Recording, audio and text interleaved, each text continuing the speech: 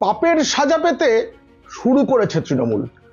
জনগণ কি সাজা দেবে সেটা তো ভোটের পরে জানা যাবে, কিন্তু আদালত সাজা দিতে শুরু করেছে। আসছে বড় বড় কান্নার দিন, সেসব বলবো, কিন্তু আপনারা অনেক সময় না তৃণমূল যে সাজা পাচ্ছে সেটা বুঝতেই পারবেন না। আসলে সরকারি বিজ্ঞাপন জিনিসটা না অনেকটা ম্যাজিকের মতো, খবরকে ঘুরিয়ে দেয়, খবরকে শাসকের খাবার তৈরি করে দেয়। এই সম্প্রতি এমনটাই ঘটেছে। শুভেন্দু অধিকারীর সুখকে দুঃখ করে দেখিয়েছে শাসকের পোষা সংবাদ মাধ্যমগুলো। সেটা আজ আমি আপনাদের বুঝিয়ে দেবো কিভাবে কিভাবে কি করেছে। প্রতিবেদন ভালো লাগলে নতুনরা অবশ্যই সাবস্ক্রাইব করবেন পিনাক্কি বলছে। আর কিভাবে তৃণমূলের সাজা পাওয়া শুরু হয়েছে এবং কিভাবে পিসির পোষা সংবাদ মাধ্যম খবরকে ঘুরিয়ে দিচ্ছে সেটা জানতে দেখুন ও শুনুন পিনাক্কি বলছে। গোটা রাজ্যে ডিজিটাল যোদ্ধা এই নামে কিছু কর্মী নিয়োগ করবে ঠিক করেছে আইপ্যাক, যারা ভোটের সময় তৃণমূলের হয়ে কাজ করবে। এমনি নয়, পয়সা দিয়েই নিয়োগ। সেটার আসল উদ্দেশ্য কি, কিভাবে নিয়োগ হবে, তারা কি করবে, আসল উদ্দেশ্যটা কি, কেমন করে কাজ, কেমন করে নিয়োগ, সেসব বলবো আমি। কিন্তু তার আগে আমার একটা প্রশ্ন, এত খরচ করে ভাইপো বাবুর আইপ্যাক এত লোকজন নিয়োগ করবে কেন? পিসিমণি তথা আমাদের রাজ্যের গর্বের মুখ্যমন্ত্রী সততার প্রতীক মমতা বন্দ্যোপাধ্যায় যেভাবে রাজ্যের সব বড় বড় সংবাদ মাধ্যমগুলোকে কিনে রেখেছেন, তারপরে আর দরকার আছে কোনো ডিজিটাল যোদ্ধার?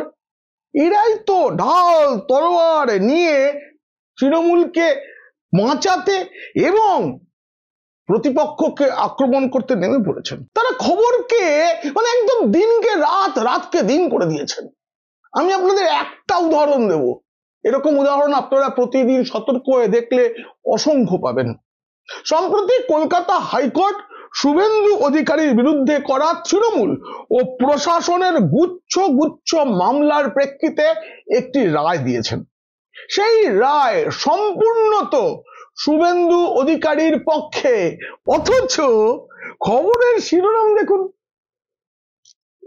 সম্পূর্ণ শুভেন্দু অধিকারীর পক্ষে, কিন্তু খবরের শিরোনাম দেখলে মনে হবে এখনই বুঝি পুলিশ গেল আর শুভেন্দু অধিকারীকে গ্রেফতার করে একবারে জেলে পুরে দিল, বিচার টিচারের দরকার হবে না, তারপরেই ফাঁসি, এমন করে সব হেডলাইন। আদালতের রায় দিতে না দিতেই প্রচার হলো রাজ্যের বিরোধী দলনেতা শুভেন্দু অধিকারীর অন্তর্বর্তী রক্ষা কবচ প্রত্যাহার করে নিল কলকাতা হাইকোর্ট। সেই সঙ্গে তার বিরুদ্ধে থাকা 4টি মামলায় রাজ্য সরকার এবং সিবিআই কে যৌথভাবে বিশেষ তদন্তকারী দল তথা সিট গঠন করে তদন্ত শুরু করতে বলা হয়েছে। এতক্ষণেও খবরের আসল কথাটাই বলা হয়নি, সেটা জানানো হয়েছে অনেক পরে, অনেকটা নিচে, অনেকটা পরে। মানে মানুষ ততক্ষণে চলে যাবে, খবর থেকে বেরিয়ে যাবে, ও বাবা শুভেন্দু অধিকারীর রক্ষা কবচ নেই, এটা জেনেই মানুষ চলে যাবে। সেটা হচ্ছে রাজ্য সরকারের করা 15টি ভুয়ো মামলা খারিজ করে দিয়েছে আদালত। আমি 30 বছরের বেশি সময় এই সাংবাদিকতা পেশায় রয়েছি, সাংবাদিকতার ছাত্র হিসাবে আমি প্রতিদিন শিখছি, কিন্তু এটা যা শিখলাম না আমার সব শিক্ষাকে গুলিয়ে দিয়েছে। জানেন, খবরের একটা নিয়ম হচ্ছে যা যা থাকবে একটা রায় বা যে কোনো কিছু থেকে, তার মধ্যে সব থেকে বড়, সব থেকে উল্লেখযোগ্য অংশটা হবে সবার আগে যাবে, সেটাই শিরোনাম হবে। তাহলে শুভেন্দুর বিরুদ্ধে থাকা 15টি মামলা খারিজ করে দেওয়া হয়েছে। আপনারা মনে করতে পারেন শেষ কবে কোন রায়ে আদালত একসঙ্গে কোন ব্যক্তির বিরুদ্ধে 15টি মামলা খারিজ করে দিয়েছে? পাবেন না। কোন বিরোধী দলের কোন নেতার বিরুদ্ধে এতগুলো মামলা থাকা এবং সেগুলো একসাথে খারিজ হয়ে যাওয়ার নজির নেই, কেউ শোনেনি। তার মানে তো এটাই খবর, খবর যেটা সাধারণত ঘটে না সেটা খবর, বাকি খবরের অংশ। এই যে সবকটা মামলা, তার মানে কি 15টা মামলা যে খারিজ করে দেওয়া হলো, তার মানে আদালত বলল যে শুভেন্দু বাবুকে অস্বস্তিতে রাখার জন্যই প্রশাসন তথা তৃণমূল এই মামলাগুলো করেছিল। এই মামলাগুলোর কোনো মেরিট নেই। তা কার অস্বস্তি বাড়লো? রাজ্য সরকারের, কোটি কোটি টাকা দিয়ে যারা উকিল পোষেন তাদের, নাকি শুভেন্দু অধিকারীর? কিন্তু হেডলাইন কি হলো? ঠিক উল্টো। এইবার আপনাদের একটু বুঝিয়ে বলি। অন্তর্বর্তী রক্ষা কবচ প্রত্যাহার করে নেওয়া হলো।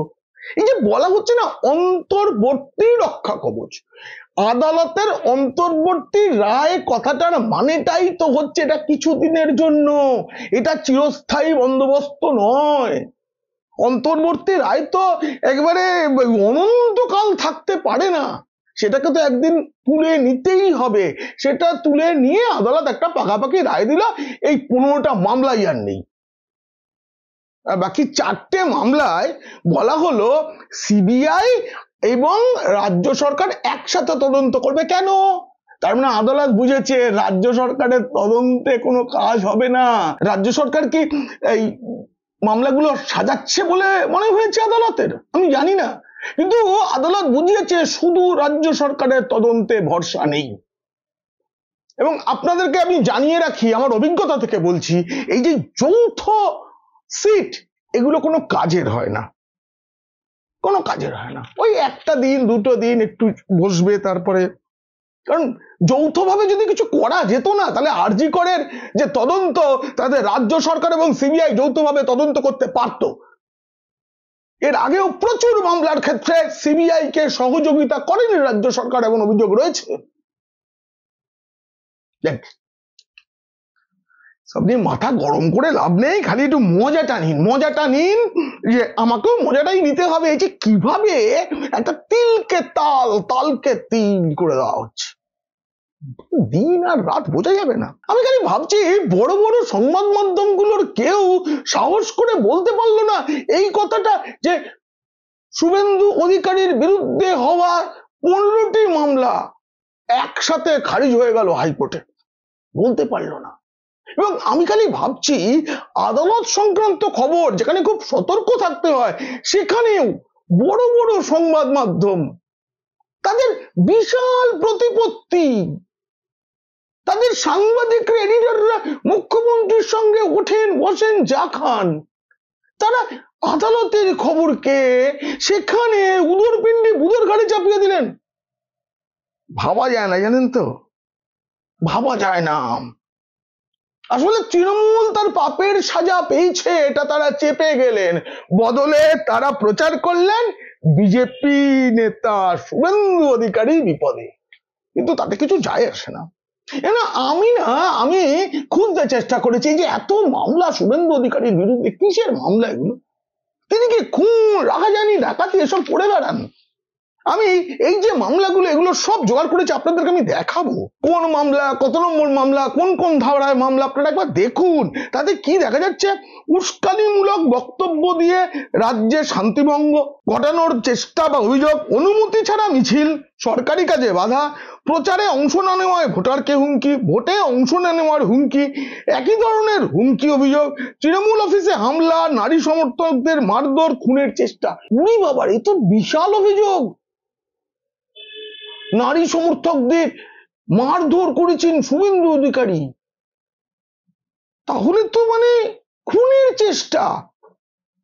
তারপরে যে একটা অনুমতি ছাড়া মিছিল ও জনস্বাস্থ্যবিধি লঙ্ঘন, এটা হচ্ছে করোনার সময়। করোনার সময় আমার মনে আছে একটা ওই ত্রাণ দিতে বেরিয়েছিলেন, তাতে বলা হয়েছিল যে উনি এই মাস্ক পরেননি, সামাজিক দূরত্ব রক্ষা হয়নি, সেই মামলাও রয়েছে। ভয় দেখানো, টুইটারে তৃণমূল কংগ্রেসের ভাবমূর্তি নষ্টের ষড়যন্ত্র। আমি যা যা দেখলাম বুঝলেন, তাতে আমার যা মনে হয়েছে, শুভেন্দু অধিকারীর বিরুদ্ধে রোজ রোজ কমপক্ষে 10টা মামলা করাই যায়। তিনি টুইটারে প্রায় সরকারের নানা দুর্নীতি ফাঁস করে দেন, তৃণমূলের নানা কুকর্ম ফাঁস করে দেন, এবং তৃণমূলের পোষা গুন্ডারা কোথায় কাকে মারধর করছে, কি করছে, তাদের ছবি পরিচয় তিনি এনে দেন। ভাবমূর্তি তৃণমূলের যেটুকু আছে নষ্ট হয় বই কি তাতে? এর জন্য শুভেন্দু অধিকারীর প্রতিদিন একবার করে ফাঁসি হওয়া উচিত বিরোধী দলনেতার। আমি তার সমর্থক নই, আপনারা আজকে আমাকে জানি ডিজিটাল যোদ্ধারা অনেক কিছু লিখবেন, লিখুন, কিন্তু আমি বলছি এই মামলা অতীতে তৃণমূল যখন বিরোধী দলে ছিল তখন বামেরা কিন্তু এই অসভ্যতাটা করেন। কথায় কথায় এত মামলা যদি থাকতো তাহলে না আমাদের মাননীয় মুখ্যমন্ত্রীর বিরুদ্ধে মামলার পাহাড় থাকতো। তিনি যেভাবে রাজ্য জুড়ে আন্দোলন করেছেন, তিনি যখন অনশনে বসেছেন, সেগুলো তো তাতে সরকারি কাজে বাধা ছিল, তাতে রাস্তা দখল করে থাকার অভিযোগ ছিল, হতে পারতো, মামলা হয়নি। আমি এই জন্যই বলছি বিরোধী দলনেতার প্রতিদিন ঘুম থেকে উঠে একবার ফাঁসি হওয়া উচিত, খালি পেটে, রাতে শুতে যাওয়ার আগে আরেকবার। সে যাই হোক, কোটি কোটি টাকা দিয়ে উকিল রেখেও কোনো মামলাতেই রেহাই পাচ্ছে না তৃণমূল, পাবে না। সত্যের বিরুদ্ধে লড়াই এত সোজা নয়। ডিএ মামলার রায় যে কোনো সময় নতুন করে বিপদ ডেকে আনবে, পাপের কান্না আবার শুরু হবে, রাজ্যের ডট ডট ডট আবার ফেটে যাবে। সেই সঙ্গে প্রাথমিক নিয়োগের মামলা এবং 26,000 চাকরি যে বাতিলের মামলা, সেটা কিন্তু এখনো মেটেনি, কারণ সেখানে চিহ্নিত দাগীদের থেকে এখনো পয়সা ফেরত নেওয়া শুরুই করেনি রাজ্য সরকার। সাহস করতে পারছে না, টাকাটা ফেরত নেবে সাহস করতে পারছে না। দলেরই কেষ্টবিষ্টুরা তাতে বিপদে পড়ে যাবেন তো, কারণ তারাই তো চাকরিটা বিক্রি করেছিলেন, তাহলে তো সেই বিক্রির টাকাটাও ফেরত দিতে হয়। এবারে বলি আইপ্যাকের এই ডিজিটাল যোদ্ধা নিয়োগের কথাটা। তারপরে না আরো একটা বড় পাপের কথা বলবো, এবং যে পাপের সাজা পাওয়াই উচিত। এই যে ডিজিটাল যোদ্ধাদের আবেদন নেওয়া হয়েছে, সব অনলাইনে হচ্ছে, বাছাই পর্ব চলছে, এরপরে নিয়োগ করা হবে। এই যে ইদানিং ফেসবুক খুললেই কি দেখা যায়, সবাই রাজ্য সরকারের বিরোধিতায় নেমে পড়েছেন। যিনি পারেন দুটি শব্দ লেখেন, যিনি পারেন একটা ভিডিও করে রাজ্যের প্রতিবাদ করছেন, বিভিন্ন দুর্নীতির, তৃণমূলের কুকীর্তির প্রতিবাদ করছেন, তার তলায় তৃণমূলের ডিজিটাল যোদ্ধারা গাল দিচ্ছেন ইত্যাদি। কিন্তু রাজ্যের মানুষ যিনি ওরকম ভিডিও বানাতে পারেন না, যিনি কোনো পোস্ট করতে পারেন না, তিনিও কমেন্টে সমর্থন করছেন, লাইক দিচ্ছেন। এইটাকে কমব্যাট করতে হবে ভোটের আগে। তার জন্যই এইসব ডিজিটাল যোদ্ধা নিয়োগ করা হচ্ছে। কিন্তু একবার ভাবুন তো, আমাদের রাজ্যের যে গর্বের মুখ্যমন্ত্রী, সততার প্রতীক মমতা বন্দ্যোপাধ্যায় এবং তার ভাইপো মাননীয় অভিষেক বাবু, তারা কত কত এরকম মিম বানাবার রসদ যোগান বলুন তো। আমাদের মুখ্যমন্ত্রীর থেকে তো মানে এর ব্যাপারে কেউ এগিয়ে নয়। তিনি এই উত্তরবঙ্গে বিপর্যয়ের সময় বলেছেন ভুটানের থেকে ক্ষতিপূরণ চাইবেন, আবার বলেছেন বন্যা থামাতে উনি সব নদী বাঁধ ভেঙে দিতে চান। উনি বলেছেন উত্তরাখণ্ড এবং উত্তরপ্রদেশ যেগুলো অপর দিকে, সেখানে জল ঠেলে পাঠাবেন। আবার বলেছেন পাহাড়ে তিনি ম্যানগ্রোভের চাষ করবেন। আরে ছোট ছোট বাচ্চারাও হাসছে, তো হাসবে না? ওরাও তো জানে ম্যানগ্রোভ চাষ হয়, তো নোনা জল লাগে সমুদ্রের ধারে, সুন্দরবনে। উনি একবার তো বলেছিলেন কত 1 কোটি গাছ ম্যানগ্রোভ লাগাবেন সুন্দরবনে, সেসব ভুলে গেলেন। আবার দেখুন ভাইপো বাবু বাড়ির কালী পুজো, সেখানে যে মন্ত্র বলছেন আমি শুনলাম, অনেকে আমার ফেসবুকেই দেখলাম তারা সব লিখেছেন এগুলো নাকি তন্ত্র মতে যজ্ঞ করেছেন ভাইপো। আর তার 2 হাতে দুটো দেখবেন, আমি তো প্রথমে রিস্টব্যান্ড ভেবেছিলাম, ওই রকমই ঘড়ির মতো দেখতে কিছু একটা উনি পড়েছেন।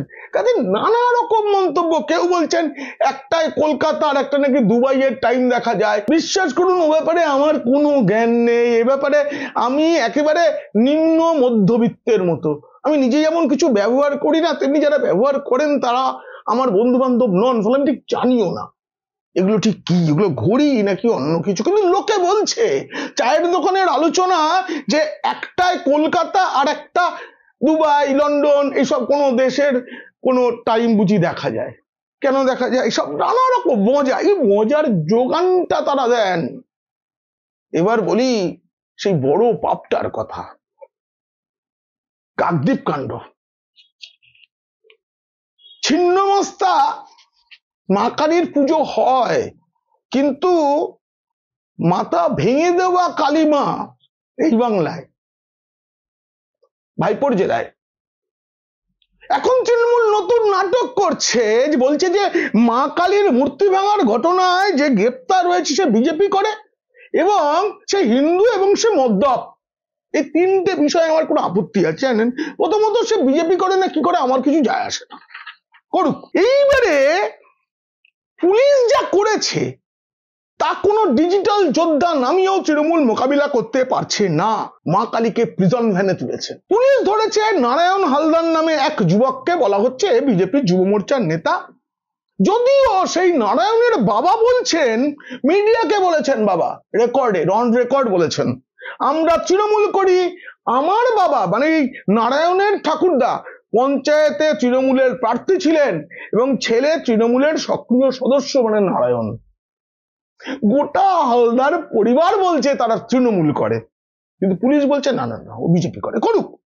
তার মানে তৃণমূল এখন নিজের লোককেই বলি দিচ্ছে পাপ ঢাকার জন্য। মেনে নিক, নারায়ণ হালদার আত্মবলিদান করছেন বলা হোক, অথবা তাকে শহীদের মর্যাদা দেওয়া হোক, কারণ তিনি দলের জন্য বলি প্রদত্ত হয়েছেন। অবশ্য অনেকে এটাও তো বলতে পারে কোনো বড় প্রতিশ্রুতি পেয়েই উনি বলি প্রদত্ত হয়েছেন, কারণ এই মামলায় তো জেল খাটতে হবে না। মা কালীর মাথা ভাঙলে তো জেল খাটতে হবে না। আজকাল অনেক কিছুই সাদা চোখে দেখা যায় না, বোঝা যায় না। তবে আমার একটা প্রশ্ন আছে জানেন, মাতালদের নিয়ে অনেক গল্প শুনেছি এবং আমার খুব ইন্টারেস্ট আছে, এই নিয়ে আমার সংগ্রহ আছে। মাতালদের নিয়ে যত বিখ্যাত লেখকরা গল্প লিখেছেন তার সংগ্রহ আছে, আমি পড়েছি। কিন্তু কোন গল্পে কখনো আমি শুনিনি বা কারো মুখেও আমি শুনিনি কোনো মাতাল মদ খেয়ে কোনো দেবী মূর্তি ভাঙছে। মদ্যপরা আর যাই হোক এই কাজটা করেন না, বরং শুনেছি মদ খেলে কালী ভক্তি বেড়ে যায়। আমি শুনেছি, দেখেছি, এবং সেটা জেনেই একটা সময়ে বাংলায় কালী মার্কা বাংলা মদ চালু ছিল এবং সেটা খুব জনপ্রিয় ছিল, তা নিয়ে গানও লেখা হয়েছে। আরো একটা কথা, পুলিশ কালী ঠাকুরকে প্রিজন ভ্যানে তুললো কেন? অন্য কোনো গাড়ি ডাকতে পারতো, কমসে কম একটা অ্যাম্বুলেন্স, তাতে বোঝা যেত যে মাথা বাদ যাওয়া কালী ঠাকুরের প্রতি, হিন্দু দেবীর প্রতিমার প্রতি পুলিশের সমবেদনা আছে, তাই তারা অ্যাম্বুলেন্সে তুলেছে, কিন্তু প্রিজন ভ্যানে। আমি অবশ্য একটা পজিটিভ দিক বের করেছি জানেন, সেটা হচ্ছে এতদিন এই রাজ্যে প্রিজন ভ্যান কেন বিখ্যাত ছিল। প্রিজন ভ্যান বিখ্যাত ছিল সারদা কাণ্ডে কুণাল ঘোষ গ্রেপ্তার হওয়ার পর তিনি আদালতে এলেই এই রাজ্যের মামাটি মানুষের নেত্রী গর্বের মুখ্যমন্ত্রী মমতা বন্দ্যোপাধ্যায় সম্পর্কে গালাগাল করতেন, আর সেই গালাগালকে চাপা দেওয়ার জন্য পুলিশ প্রিজন ভ্যানের গায়ে তালবাদ্য পরিবেশন করত। এতদিন প্রিজন ভ্যান এর জন্য বিখ্যাত ছিল। এবার মা কালী কি প্রিজন ভ্যানকে সেই কালী থেকে মুক্ত করলেন? জয় মা। এই প্রতিবেদন কেমন লাগলো জানিয়ে অবশ্যই কমেন্ট করবেন। ভালো লাগলে বন্ধুদের, খারাপ লাগলে শত্রুদের শেয়ার করবেন। আপনারা ভালো থাকবেন।